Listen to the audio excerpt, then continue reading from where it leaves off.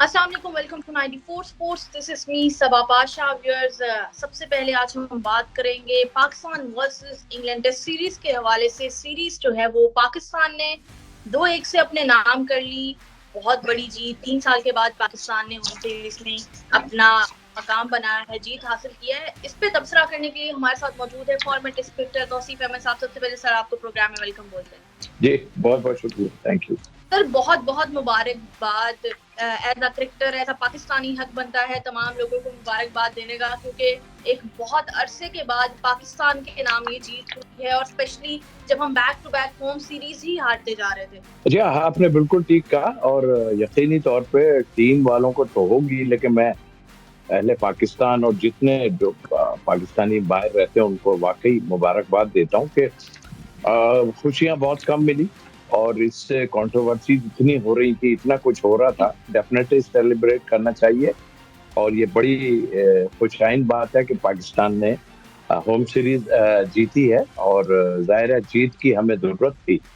अब अब आगे चल के इंशाल्लाह जो डिसीजन अभी लिए हैं मैनेजमेंट ने, उसको आगे चल के और अच्छा करेंगे। तो सबको मेरी तरफ से मुबारकबाद। अगर हम पहले टेस्ट मैच की बात करें, उसमें बहुत ज्यादा बैकलैश फेस करना पड़ी, पीसीबी को भी, मैनेजमेंट को भी, टीम को भी।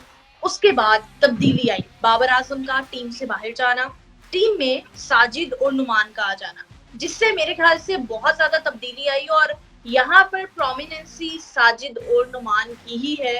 उन्होंने अच्छी बॉलिंग करवाई, उनकी बॉलिंग जो है वो कारआमद साबित हुई पाकिस्तान टीम के लिए। तो लेकिन क्या फ्यूचर में इसी कंटिन्यूटी के साथ जाना चाहिए? मुझे थोड़ा सा ऐसे तल्ख बातों को दोहराना पड़ेगा। उसकी वजह यह है कि देखिए, जो कुछ हो रहा था, मैं ये नहीं कहता कि हम भी पार्ट थे सिलेक्शन कमेटी में, रिसेंटली भी थोड़े अरसे पहले थे हम। कुछ इस तरह की चीजें हो रही थी जिससे मेरा ख्याल है कि पीसीबी डिस्टर्ब था। और मेरी नजर में पीसीबी को इन चीजों को अनफॉर्चुनेटली कुछ ऐसे एकदम चेंजेस आई। और हमारे यहाँ होती है ऐसा है कि कोई सिलेक्टर मौजूद है मगर उसके ऊपर फिर सिलेक्टर लाके डाल दिया गया। तो ये सब चीजें ऐसी थी। हमें इंग्लैंड, ऑस्ट्रेलिया, न्यूजीलैंड हमें तो टर्निंग पिच नहीं बना के देती ना। हमें माफिक आती है एशिया में कि हम टर्निंग पिच। लेकिन कुछ हफ्ते से हमारे प्लेयरों में जो खिचड़ियां पक रही थी ना, वो हमारी टीम को डैमेज कर रही थी। अजहर महमूद की बात कर रहा हूँ, सीधी बात कर लेता हूँ, उसमें कौन से सब वो टीम में रह के कहते हैं उस टेस्ट, सेकंड टेस्ट से पहले, कि हमारे पास तो इस पाई के स्पिनर ही नहीं है। तो ये क्या, देखिए जॉब वॉब लेने वाली बात में शिकायत ये है कि जो चीजें हुई हैं उनकी पूछगछ तो होना चाहिए। अभी भी बैठ के टीम के अंदर ही मोरल खराब कर रहे हैं अजहर महमूद। इसलिए कि गिलेस्पी को तो कुछ भी नहीं पता, उसको नहीं पता, वो उन्हीं के इस पे चल रहे हैं जो भी। तो उनको नहीं पता कि हमारे पास स्पिनर मौजूद है। फिर खास तौर पे इन दो स्पिनर की आपने, या तीन स्पिनर कहूंगा, क्योंकि जाहिद महमूद भी थे, टेस्ट मैच शुरू होने से पहले सेकंड, इन दोनों तीनों को फिटनेस का कह के पिछली मैनेजमेंट, ये कंफर्म बात है, इनको घर भेज दिया था। आकिब जावेद जब आए तो आने के बाद वो थ्योरी लाए, वो इसमें क्रेडिट देना चाहिए बिल्कुल। लेकिन सवाल ये पैदा होता है कि पहले क्यों नहीं अकल में आ रही थी ये चीजें। प्लेयर टीम में प्रॉब्लम क्रिएट किए हुए थे, जाहिर है वही ग्रुप कह लें, कुछ भी, सबको पता है क्या हो रहा था, क्या नहीं हो रहा था। अब आन के एक डिसीजन लिया गया, और नकवी साहब ने लिया। उससे पहले मैं तो कह रहा हूँ कि जो अपना नवाब रियाज को लाए थे उस वक्त, वो डिसीजन ऐसा सच इतना अच्छा नहीं था। और अगर लाए भी थे तो उनको, हम लोग मौजूद थे उस वक्त, तो हमसे बात करनी, खैर हमारा 1 महीना रह गया था। उसके बाद जो डिसीजन हुए आपने खुद देखा।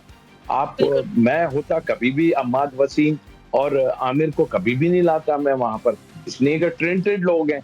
अच्छा, फिर सोने पर सुहागा, नकवी साहब, आई एम सॉरी टू से कि आप जिन लोगों को लाए हैं ये पहले ट्रेंटेड लोग हैं सारे, सबको उठा के देख लें, 4-4 साल, 5-5 साल आए ये सब, और नतीजा जीरो, एक दूसरे से बदले लेना, ये वो। यकीनी तौर पे हमने डोमेस्टिक में अपने परफॉर्मेंस की है, सारा कुछ है, लेकिन थोड़ा सा नकवी साहब को सोचना पड़ेगा कौन लोग ठीक हैं, कौन नहीं। ऑनेस्ट अगर कोई नहीं है तो कभी भी काम नहीं चलेगा। अभी तो आकिब को थोड़ा बहुत झेलना पड़ेगा, मैं आपको बता रहा हूँ, इसलिए कि जो बाहर के हैं ना, अब वो उन पे थोड़ा थोड़ा आएंगे, इसलिए कि आपका टूर आ रहा है, वो मुश्किल टूर, आपको ऑस्ट्रेलिया, साउथ अफ्रीका और जगह जाना बहुत मुश्किल टूर है। बट कोई बात नहीं, अगर डिसीजन लें प्रॉपर तरीके से। आपने बाबर को बाहर करने का मतलब ये थोड़ी था, हम जो बातें कर रहे थे कि आप डोमेस्टिक के प्लेयरों को खिला के देखें, तो देख लिया, उसमें किसी ने परफॉर्मेंस दे दी, 2-3 आदमी ने performance they, well and good. आप ये आज से 10-12 साल पहले शुरू करते थे, सारी चीजें कप्तान और कोच के हाथ में था ना।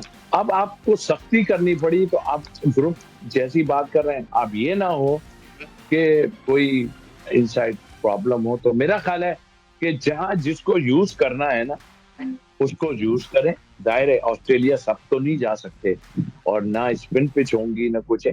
बिल्कुल हमारा बाबर प्लेयर है, सच्ची बात है, कोई बाहर थोड़ी हो गए, खत्म थोड़ी होगी ये क्रिकेट, ऐसा कुछ नहीं है। रेस्ट कर लें, आप फिर आ जाए अंदर, जरूरत तो हमें प्लेयरों की होगी। बिल्कुल सही कहना है कि जिस प्लेयर की जहां जगह बनती है वहां पर उसे खिलाना भी चाहिए, और ये एक अच्छा फैसला था मेरे ख्याल से, और यही वो मौके थे। अगर हम होम सीरीज में ही अपने प्लेयर्स को यूटिलाइज नहीं करेंगे, उनके टैलेंट को नहीं देखेंगे, तो बाहर की सीरीज में हमें बहुत ज्यादा डिफिकल्टीज फेस करना पड़ेगी। हमने तब्दीलियां भी देख ली हैं, हमने प्लेयर्स की परफॉर्मेंसेस भी देख ली हैं। आप क्या समझ रहे हैं कि चैंपियंस ट्रॉफी के लिए क्या टीम होनी चाहिए, क्या स्ट्रेटजीज बननी चाहिए, क्योंकि एक बड़ा इवेंट है। ये तो बड़ी खुशाइन बात है कि हमारे मुल्क में हो रही है, और हम सबको खुश होने, कितने भी इख्तलाफात किसी से हों, प्लेयर से हों, किसी से हों, मुल्क की जहां बात आती है तो ये हमारा फर्ज बनता है कि हम जो है अपने मुल्क के लिए अच्छे अच्छे अल्फाज में इस्तेमाल करें। हमारे मुल्क में एक बड़ा इवेंट होने वाला है, चाहे वो ग्राउंड की हद तक हो, ग्राउंड कंप्लीट करने, वो ये पीसीबी का काम है, प्लेयरों का काम है खेलना।